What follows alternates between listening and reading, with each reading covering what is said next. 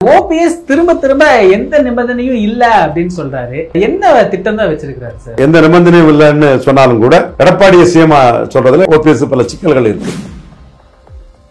எடப்பாடி கட்சியை பிடிச்சிட்டாரு, அவர் சேர்க்கலன்னா பன்னீர்செல்வம் துறவரமா போவாரு.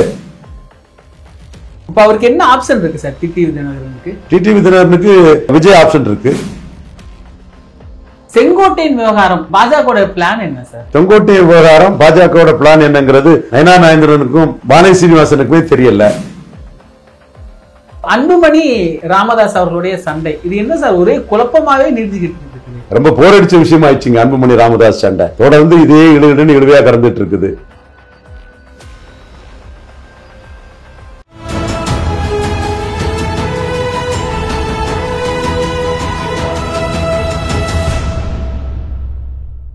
தமிழ் நிறம் நேயர்களுக்கு வணக்கம். இன்று நம்மிடையே அரசியல் விமர்சகர் திரு ரவீந்திரன் துரைசாமி அவர்கள் இணைந்துள்ளார். சார் வணக்கம் சார். வணக்கம் தம்பி. எப்படி இருக்கிறீங்க சார்? நல்லா இருக்கும் தம்பி. சார், ஓபிஎஸ் திரும்ப திரும்ப எந்த நிபந்தனையும் இல்ல அப்படின்னு சொல்றாரு. என்ன திட்டம் தான் வச்சிருக்காரு சார்? தெளிவா சொல்றாரு. 6 கேஸ் இருக்குது. எடப்பாடியை சிஎம்மா சொல்றதுல பல சிக்கல்கள் இருக்குன்னு சொல்றாருல்ல. சோ எந்த நிபந்தனையும் இல்லைன்னு சொன்னாலும் கூட எடப்பாடியை சிஎம்மா சொல்றதுல ஓபிஎஸ் பல சிக்கல்கள் இருக்குது. நீங்க திமுகவுக்கு போவாரு அப்படின்னு முன்னாடியே சொல்லியிருந்தீங்க. இவர் பேசுறத பார்த்தா அதிமுகலே இருந்துருவாரு போல தெரியுது. திமுக ஆப்ஷனையும் அவர் சொல்லத்தானே செய்வார். அரசியல் நிரந்தர எதிரியும் இல்லை நண்பனும் இல்லைங்கிறத என்ன வேண்டுமாலும் நடக்கலாம்னு சொல்றத அது ஒரு ஆப்ஷனா இருக்கத்தானே செய்யுது. எடப்பாடி கட்சியை பிடிச்சிட்டாரு, அவர் சேர்க்கலன்னா மற்றவங்க என்ன பன்னீர்செல்வம் துறவரமா போவாரு. செந்தில் பாலாஜி திமுக போய் பெரிய ஆளாக இல்லையா? அனிதா ராதாகிருஷ்ணன் ஆளாக இல்லையா? சேகர்பாபு ஆளாக இல்லையா? முத்துசாமி ஆளாக இல்லையா? இவரு தண்டராம்பட்டு வேலு வேலு ஆளாக இல்லையா? கே.கே. ராமச்சந்திரன் அண்ணன் விருதுநகர் டிஸ்ட்ரிக்ட்ல பெரிய ஆளாக இல்லையா? எத்தனை பேரு? ரகுபதி புதுக்கோட்டை டிஸ்ட்ரிக்ட்ல, தங்கத்தமிழ் செல்வன் தினகரன் கூட இருந்தவர் எம்பியா இருக்கிறாங்களே. இவர் பழனியப்பன் தினகரன் கூட இருந்தவர் தர்மபுரி டிஸ்ட்ரிக்ட்ல எனக்கு பொருத்தமான ஆள் இல்லைன்னு அதிமுக ஒரு ஆர்கனைசர் பழனியப்பன் வந்ததும் ஸ்டாலின் பழனியப்பனை புகழ்ந்து பேசி வர வேண்டிய இடம், எதிர்பார்த்த இடம்னு பழனியப்பனுக்கு ஒரு முக்கியத்துவம் கொடுத்து மாவட்ட செயலாளராக இருந்து இன்னைக்கு பழனியப்பன் மாவட்ட செயலாளராக தர்மபுரி தொகுதியை தட்டி தூக்கி ஸ்டாலின் கையில கொடுத்திருக்காருல பழனியப்பன். தங்கத்தமிழ் செல்வன் காங்கிரஸ் தோத்த இடத்துல டிடிவி தினகரனை தோக்கடிச்சு வெற்றி பெற்று வந்திருக்காருல்ல. அவர் ஜாதி வேற, ஏன் ஜாதி வேற, அவர் தஞ்சாவூர் கல்லரு, நான் பிரமலை கல்லரு, ஏன் ஜாதி தான் அங்க இருக்குன்னு சொல்லி அரசியல் ஜெயிக்கிறதுக்கு எதை வேணாலும் பயன்படுத்தி மேல வரலாங்கிறதுல அதையும் பயன்படுத்தி அவர் ஜெயித்து வந்திருக்காருல்ல தங்கத்தமிழ் செல்வன். ஜெயலலிதா உயிரோடு இருந்தா அதை பேச மாட்டாங்க. அது காலம் வேற, இது காலம் வேற. அதிமுக வரவங்க எல்லாம் திமுக அகாமடேட் ஆகிறாங்க, அதிகார மையத்துக்குள்ள வராங்க இல்லையா? அப்ப அந்த வகையில ஓபிஎஸ்க்கும் அதுதான் ஆப்ஷன் சொல்லல. அதுவும் ஒரு ஆப்ஷனா ஏன் இருக்க கூடாது? டிடிவி தினகரன் நல்லா இருந்தாரு, இப்போ வெளியே இருக்கிறாரு. அவர் வெளியேறியதன் பின்னணி என்ன சார்? டிடிவி தினகரன் தெளிவா தானே சொல்றாரு. எடப்பாடி சிஎம்மா சொல்லி எங்களுக்கு நிற்க முடியாதுங்கிறாரு. அது உண்மைதான். எடப்பாடி சிஎம்மா சொன்னா டெல்டா அப்பர் சொத்துல எல்லாம் ஓட்டே வராது. நேற்று வர தேவர் ஓட்டு தான் எதிராக போகும்னு சொன்னா இப்ப அவர் தீய குளித்தி போட்டதுல மற்ற நாடார் தேவேந்திர குல வேளாளர் முத்திரையர் யாதவர் ஓட்டு இவருக்கு வராதுங்கிற நிலைமையை அவரே உருவாக்கிட்டார். அவருக்கு ஆதரவா இருந்த நாடார் சங்க தலைவர்கள் எல்லாம் திட்டுறான். இப்ப போஸ்டர்ஸ் எல்லாம் போட போறாங்க. தாளிங்க நாடாருக்கு பாரதத்தா வேணும், மதுரை ஏர்போர்ட்டுக்கு இந்த மாதிரி பேருவே அந்த மாதிரி போடணும். நாடார் சங்கங்கள், தேவேந்திர குல வேளாளர்கள், முத்தரையர்கள், யாதவர்கள் எல்லாருமே களத்துக்குள்ள இறங்கி எடப்பாடிக்க முடிவு தப்புன்னு களத்துக்குள்ள இறங்கி நிற்க போறாங்க. எல்லாருமே என் கான்டாக்ட்ல தான் இருக்காங்க, என் டச்ல தான் இருக்காங்க. நிறைய பேரும் பேசுறாங்க. எடப்பாடி இதை சொன்னதுனால ஒண்ணு லாபம் வரப்போகுது, கலவரத்தை தான் உண்டு பண்ணுவாருன்னு தினகரனே வாங்கி அடிச்சுட்டாரு எடப்பாடியை. இப்ப அவருக்கு என்ன ஆப்ஷன் இருக்கு சார்? டிடிவி தினகரனுக்கு விஜய் ஆப்ஷன் இருக்கு. விஜய் கூட போறதுக்கு சொல்ற விஜய்க்காக சீமானை அவர் விமர்சனம் பண்ணியிருக்கிறாரு. விஜயை குளோரிஃபை பண்றதுக்கு நாம் தமிழர் சீமானை விமர்சனம் பண்ணியிருக்கிறாரு. சோ அவர் விஜய் நோக்கி நகரலாம். அவர் ஒரு இடத்துல குறிப்பிடுறாரு, 21ல உங்களை தோக்கடிச்ச மாதிரி நான் ஜெயிக்காட்டினாலும் பரவாயில்ல, 26ல நான் அதை செய்வேன் அப்படின்னு சொல்றாரு. இவரெல்லாம் ஒண்ணு தோக்கடிக்காண்டாம். எடப்பாடி எங்க 25% ஓட்டுக்கு மேல எங்க வந்து விட போறாரு? அன்னைக்கு 40% வந்தாரு. 21ல பன்னீர் இருந்தாரு, ராமதாஸ் இருந்தாரு. அது இவர் எக்ஸ்போஸ் ஆகாம இருந்தாரு. எடப்பாடி கிராப்பரணி ஆகி 2 ஜாதி கட்சிக்கான தலைவரணி ஆகி தென் மாவட்டத்தில் ஒரு நடவடிக்கையால சீமானோட செல்வாக்கு இழப்பை எடப்பாடி ஜெயிக்கிறதுங்கிற பேச்சுக்கே இடம் இல்ல. பலகீனமானவரை மேலும் தினகரன் பலகீனக்காரரை தவிர தினகரன் நினைக்கிற மாதிரி அந்த வெற்றி கோட்டுக்கு பக்கத்துல எல்லாம் எடப்பாடி வரவே மாட்டாரு. அதிமுக பாஜக கூட்டணி அரௌண்ட் 25% ஓட்டுக்குள்ள தகுதியில தான் இன்னைக்கு கெமிஸ்ட்ரி எல்லாம் சேர்ந்து இருக்குது. இதுதான் யதார்த்த கள நிலவரம். டிடிவி தினகரனும் சரி, ஓபிஎஸும் சரி, மோடியோட லாயலிஸ்டா இருந்தவங்க. இந்த ஒரு விஷயம் உண்மையை சொல்லுங்க சார், இவங்க 2 பேர் விஷயத்துல பாஜக தவற விட்டுருச்சோ? எனக்கு விஷயங்கள் தெரியும், இதுல உண்மை நிலவர தெரியும். எல்லாம் உடைச்சி ஓப்பனா பேச முடியாது. திடீர்னு எனக்கு ஒரு மூடு வந்தா பேசிடுவேன். ஆனா அதுதான் உண்மை, ஆதாரத்தோட தான் பேசுவேன். அதுல சில நுணுக்கமான விஷயங்கள்ல தான் இதை நாமளே சாதிச்சோம். நம்ம இன்னைக்கு பொறுத்தவரை ஓபிஎஸ் மேல வரணும்னு ஆசைப்படுறோம். தினகரன் மேல நமக்கு ஒன்றும் வெறுப்பு இல்லை. பட் அன்னைக்குள்ள சூழ்நிலையில இது எல்லாமே நடராஜன் யூபியில முலாயம் சிங் யாதவையும் கன்சிடாமின் சேர்த்து வச்சு பிஜேபியை தோக்கடிச்சு காட்டினார்ல, அந்த புள்ளிக்குள்ள தான் இது வருது. செங்கோட்டையின் விவகாரம் பாஜக பிளான் என்ன சார்? செங்கோட்டை விவகாரம் பாஜக பிளான் என்னங்கிறது நயனா நாகேந்திரனுக்கும் வானதி சீனிவாசனுக்குமே தெரியல. எனக்கு பாஜக பிளான் என்னவா இருந்தாலும் எடப்பாடி ஹார்டர் நட்டு கிராக், அவர் பிடிச்சதை விட்டுட்டு போக மாட்டார். எதிர் எடப்பாடி எலெக்ஷன் சொன்னேன், அதுதான் கடைசி வரை இருந்தது. எடப்பாடி தான் கடைசியில எலெக்ஷனை நடத்திட்டு வீட்டுக்கு போனார். சோ கவுண்டர் பண்ணுவாருன்னு சொன்னேன். அவரு அதை விட்டுட்டு போறதுக்கும் இல்ல. செங்கோட்டையனை பயன்படுத்துறாங்க. செங்கோட்டையனை பயன்படுத்தி 2 ரெட்டலைக்கு ஒரு தாமரணி வாங்கிட்டாங்கன்னா பாஜக ஒரு சாதனை. ஏன்னா எடப்பாடி கடைசி வரை இருந்துகிட்டு தனக்கு சாதகமான ஏதாவது ஒரு டெல்லி சூழ்நிலை வந்தனா அதை பயன்படுத்தி பாஜகவுக்கு குறைஞ்ச சீட்ல அடிச்சு போட்டுட்டு போயிருவார். அவர் கில்லாடி. அதனாலதான் நானும் சீட் ஷேரிங் வர்றது வர என்னோட டீம் எல்லாம் தயார் பண்ணிட்டேன். நம்ம என்ன முடிவு எடுக்க போறோங்கிறது வேற. 29 நமக்கு மோடி தான், 26 நம்ம என்ன முடிவு எடுக்க போறோங்கிறது சீட் ஷேரிங் முடிஞ்ச முறை பாத்துக்கலாம்னு முத்திரையர்கள்ட்ட எனக்குள்ள நட்போலையும் தேவேந்திர குல வேளாளர்லாம் ரொம்ப இதா இருக்காங்க.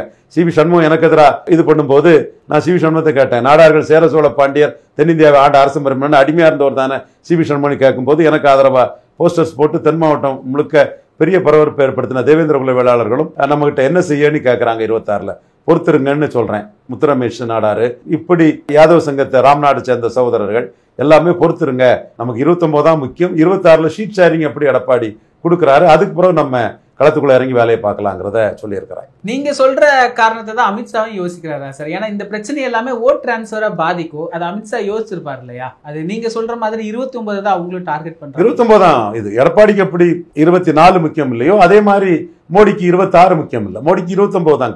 அண்ணாமலையை ரொம்ப டைலூட் பண்ணிட்டாங்களோ சார், எதிராக பேட்டியெல்லாம் கொடுக்கறதுக்கு ஆரம்பிச்சிட்டாங்களே.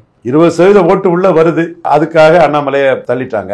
பாஜக கைகள் ஒரு இடத்துக்கு போயிருச்சோ அண்ணாமலை கைகொள்ள முடியாது. அண்ணாமலை கைகொள்ளனா கட்சிக்குள்ள வாக்கு வங்கியை கைகொள்ற மாதிரி 11.4% வாக்குல 5-6% வாக்கு அண்ணாமலைக்கு சொந்தமானது. மாற்றம்னு அண்ணாமலை எடுத்தது. நீங்க பிராமின் கம்யூனிட்டி எடுத்துடுங்க. தரவுகளோட தான் சொல்றேன். பத்திரிகை நடத்தக்கூடிய பிராமணாலும் சரி, யூடியூப் நடத்தக்கூடிய பிராமணாலும் சரி, சர்வே தொழில் நடத்தக்கூடிய பிராமணாலும் சரி, இல்ல பிராண்டிங் தொழில் நடத்தக்கூடிய பிராமணாலும் சரி, எல்லா பிராமண சகோதரர்களும் என் சகோதரர்கள் தான், மதிப்புக்கும் மரியாதைக்குள்ளவங்க தான். நான் தரவுகளோட சொல்றேன். 2014 மோடியா லேடியான்னு வரும்போது தென்சென்னையில யார் ஜெயித்தா, பிராமணர்கள் யாருக்கு ஓட்டு போட்டா? ஜெயலலிதா தானே பிரதமர் வருவாங்கன்னு ஓட்டு போட்டாங்க. கொஞ்சம் பிராமணர்கள் தியாக வரலாறு கொண்ட ஐயா இலகணேசன் ஜிக்கு தேசபக்தியும் தேவபக்தியும் உள்ள கொஞ்சம் பிராமணர்கள் போட்டாங்க. பஜன் லார்ஜி ஜெயலலிதா தானே விழுந்தது. 2019 மோடி 2வது முறை புல்வானா இதுல தனி மெஜாரிட்டி வரும்போது யாருக்கு விழுந்தது? கமல்ஹாசனுக்கு விழுந்தது. கமல்ஹாசன் மேல மாறுபட்ட கருத்து இருந்தாலும் அவங்க ஃபேமிலி நாட்டுக்காக தியாகம் பண்ண ஃபேமிலி, அந்த மரியாதை என்னைக்கு நமக்கு அவங்க மேல உண்டு. அடுத்து 2024 பிராமணர்கள் ஓட்டு பாஜக தாமரைக்கு தென் சென்னையில விழுந்தது. எப்படி விழுந்ததுன்னா அண்ணாமலை சொன்ன மாற்றம்னு விழுந்தது. சோ பாஜகவுக்கு விழுந்த 11.4% ஓட்டுல அண்ணாமலை சொன்ன மாற்றம்னு விழுந்த ஓட்டு தான் பாதிக்கு மேல உள்ள ஓட்டு. அந்த ஓட்டை பிராமண சமுதாயத்திலே மாற்றங்கிற லெவல்ல தான் அந்த ஓட்டுகள் இருக்கும். பிராமண சமுதாயத்திலே அது இன்னும் வர நாட்கள்ல தெரியும். தேசபக்தியும் தெய்வம் உள்ள பிராமண சமுதாயம் மாற்றத்துக்காக நிற்கிறாங்களா, கிராப்பர் கரப்ட் எடப்பாடி தலைமைக்கு போடுறாங்களாங்கிறத 26 தான் தெரியும். அதனாலதான் நான் எடப்பாடி தலைமை மாறி இன்னொரு தலைமை வந்துட்டுன்னா இந்த பிரச்சனையே இருக்காதுங்கிற மாதிரி நான் ஃபீல் பண்றேன். ஏன்னா எடப்பாடி இல்லாமலும் ஸ்டாலினை தோக்கடிக்க முடியாது, எடப்பாடி தலைமையிலும் ஸ்டாலினை தோக்கடிக்க முடியாது. பிராமண சமுதாயமே என்னோட கருத்து, அதாவது ஒத்த கருத்து, என் கருத்து அவங்க கேட்கல, அவங்க கருத்து என் எண்ண ஓட்டமும் ஒன்னா இருக்குது. அண்ணாமலைக்கு உழைப்பும் அவங்க எண்ண ஓட்டமும் ஒன்னா இருக்குது. அந்த சமுதாயத்தில் சில வியாபாரிகள் பத்திரிகை வெப் சர்வே ஓடுறதுக்காக அந்த சமுதாயத்துக்கு பிரதிநிதி மாதிரி ஷோ காட்டிட்டு இருக்காங்க. 13 பேர் கூட அவங்க கிட்ட கிடையாது. பிராமண சமுதாயமே மாற்றம்னு இருக்கும்போது அண்ணாமலைக்கு மாற்றங்கிற அடிப்படையில தான் அந்த விழுந்த ஓட்டுல இந்து நாடார் ஓட்டுனாலும் முத்திரையர் ஓட்டுனாலும் விழுந்திருக்கு. ஒரு மறவரை பற்றி ஒரு தொழிலதிபர் என் ஃப்ரெண்ட் ஒருத்தர் சொன்னாரு, அண்ணாமலையை பற்றி சொல்லும் போது புல்லரிக்குது ஐயான்னு ஒரு மறவர் சொல்றாருன்னு. அவரு கூட ஒரு தொழில் ரீதியா வந்த ஒரு மறவர் சொல்றதாட்டு கோயம்புத்தூர் சேர்ந்த ஒரு மிகப்பெரிய தொழிலதிபர் ஒரு நாடார் ஒருத்தர் வள்ளியூர்ல ஒரு பெரிய பண்ணெல்லாம் வச்சிருக்கிறாரு. அதுல உள்ள நட்பு ரீதியா உள்ள 2 மறவர்கள் பேசுனதாட்டு சொல்றாப்புல. அந்த அளவுக்கு அண்ணாமலைக்கு மாற்றத்துக்கு ஜாதி கடந்து பெரிய ஒரு ஆதரவு வளையம் இருக்கு. அண்ணாமலையை யாரும் ஈஸோட் பண்ணிட முடியாது. யங் விழால கொண்டரலாம் அண்ணாமலை கூட தான் இருக்கிறாங்க. ஸோ அண்ணாமலை பாஜக எடுத்த ஓட்டுல பாதி ஓட்டுக்கு மேல அண்ணாமலைக்கு சொந்தமான ஓட்டு. இப்ப நீங்க சொன்னதுதான் அண்ணாமலையும் சொல்லியிருக்கிறாரு, அந்த 47% திமுகக்கு. இது ஒரு பெரிய விவாதமா மாறி இருக்குல்ல? உண்மையே சொல்லியிருக்கிறாரு அவரு. மோடியும் அதனால தானே கனிமொழியை ஃபாரின் டெலிகேஷனுக்கு அனுப்பியிருக்கிறாரு. அதெல்லாம் புரியுது அண்ணாமலைக்கு. அவர் குயிவைவா அப்டேட்டா இருக்கிறாரு. பூமரங்களுக்கு புரியல ஏன் கனிமொழி அனுப்புறாரு. மோடி தம்பித்துறை கெஞ்சி கூத்தாடி ஐயா என்னையும் சேர்த்துக்கன்னு ஏன் கேட்கிறாருன்னு புரியல. இதேதான் தம்பித்துறைக்க வேலை. நான் அருண் ஜேட்லிட்ட பேசிட்டு இருந்தேன் ஒரு தமிழ்நாடு மெர்கன்டைல் பேங்க் விஷயமா. டைரக்டர் ராஜ்குமார், இன்னொரு திமுக எம்பி எல்லாம் பேசிட்டு இருந்தாரு.